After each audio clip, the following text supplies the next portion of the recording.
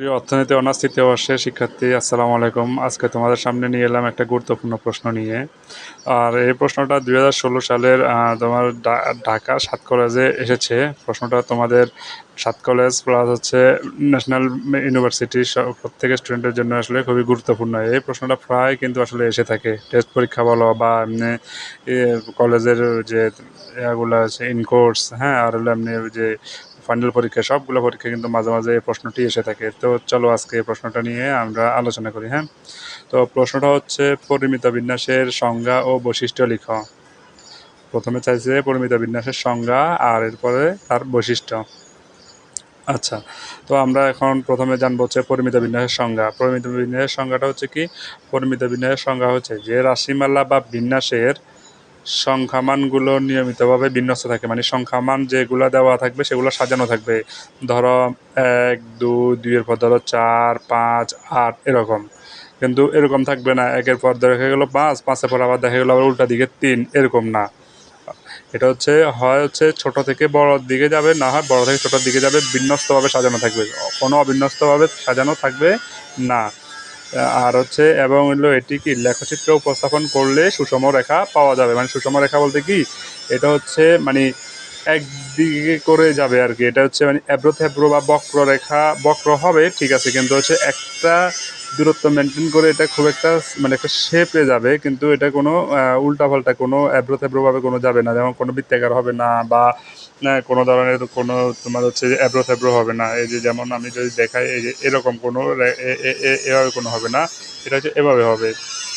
এই যে আমি একটা নিচে একটা সরলরেখা টানলাম, ভূমি টানলাম, তারপর হচ্ছে এই যে এভাবে একটা শেপ গঠন করে এটা এই যে উঠছে আবার বরাবর নামছে, মানে একটা জায়গায় যায় স্থির হয়ে সেটা আবার আগের মতো করে নামবে। মানে হচ্ছে এটা একটা কি সুষম একটা রেখা পাবো, সেটাই হচ্ছে পরিমিত বিন্যাস। তো আমি আবার এই পরিমিত বিন্যাসের সংখ্যাটা রিপিট করতেছি। তা হলো যে রাশিমালা বা বিন্যাসের সংখ্যামানগুলো নিয়মিতভাবে বিন্যস্ত থাকে, মানে সাজানো থাকে, এবং এটির লেখচিত্রে উপস্থাপন করলে একটি সুষম কি রেখা পাওয়া যায়, তাকে বলা হয় কি পরিমিত বিন্যাস। আশা করি তোমরা এবার পারবা। এবার আমরা জেনে নিই এর বৈশিষ্ট্যগুলো। হ্যাঁ, তো পরিমিত বিন্যাসের চিত্রটা দিয়ে দিবা পেন্সিল দিয়ে অবশ্যই। বৈশিষ্ট্য হচ্ছে প্রথম হচ্ছে এটি একটি সুষম বিন্যাস, অবশ্যই যেটা বলা হয়েছে সংজ্ঞার মধ্যে। আর এখানে তুমি সংজ্ঞা থেকে কিন্তু দুটা বৈশিষ্ট্য তুমি পেয়ে যাচ্ছ। একটা হচ্ছে সংখ্যামানগুলো হচ্ছে বিন্যস্ত থাকে, এটা দিতে পারো, এটা আমি এখানে উল্লেখ করি না, যদিও তোমরা দিতে পারো। আর প্রথমটা হচ্ছে তাহলে কি হবে, এটি একটি সুষম বিন্যাস।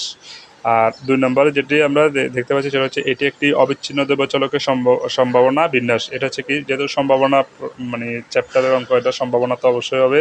আর এটা অবিচ্ছিন্ন দেবচলক মানে কি, এটা অবিচ্ছিন্ন দেবচলক হচ্ছে এর হচ্ছে মনে করো আমি যদি এখানে রাফে দেখাই, এটা হচ্ছে এই যে মাইনাস ইনফিনিটি থেকে এটার মান হচ্ছে প্লাস ইনফিনিটি পর্যন্ত, মানে এই মানগুলো সে নিতে পারবে, এই মানগুলো সে নিরবিচ্ছিন্নভাবে নিতে পারবে। এই জন্য এটাকে বলা হচ্ছে, এটা হচ্ছে কি অবিচ্ছিন্ন দেবচলকের বিন্যাস। আশা করি বুঝতে পারছো এটা। 3 নম্বর বলছে দুটি পরামিতি আছে এবং হচ্ছে যথা সেগুলো হচ্ছে কি, একটা হচ্ছে মিউ আর একটা হচ্ছে সিগমা। মানে হচ্ছে মিউ এবং সিগমা এর মান জানা থাকলে এটাকে আমরা কি করতে পারবো, এই যে কোনো বিন্যাসের মানটা আমরা বের করতে পারবো। এই বের করার যে সূচকগুলো সেগুলোই হচ্ছে পরামিতি, মানে হচ্ছে মিউ এবং সিগমা, এই দুটো মানই যদি আমরা জানি তাহলে আমরা এর কী করতে পারবো, মানগুলা বের করতে পারবো। আচ্ছা, এরপর হচ্ছে 4 নাম্বার হচ্ছে পরিমিত বিন্যাসের বেদাঙ্ক হচ্ছে কত, সিগমা স্কোয়ার। পরিমিত বিন্যাসের বেদাঙ্ক সিগমা স্কোয়ার, এখানে এটা বোঝার কিচ্ছু নাই, বোঝানোর এটা কিছুই নেই, বেদাঙ্ক হচ্ছে সিগমা স্কোয়ারটা মনে রাখবা। আর 5 নাম্বার বলা হয়েছে এই বিন্যাসের বঙ্কিমতা শূন্য, অর্থাৎ বিটা 1 সমান 0। আর 6 নাম্বার সবচেয়ে সহজ, এই বিন্যাসের গড় হচ্ছে মধ্যমা, মানে মিউ, গড় হচ্ছে মিউ। এটি কখনো কি এক অক্ষকে কখনো স্পর্শ করবে না। আর এর গণসংখ্যা রেখাটির মধ্যম সূচালো, যে রেখাটির যে মধ্যমটা আছে এটা হচ্ছে সূচালো, ঠিক আছে, অর্থাৎ বিটা 3 সমান 3।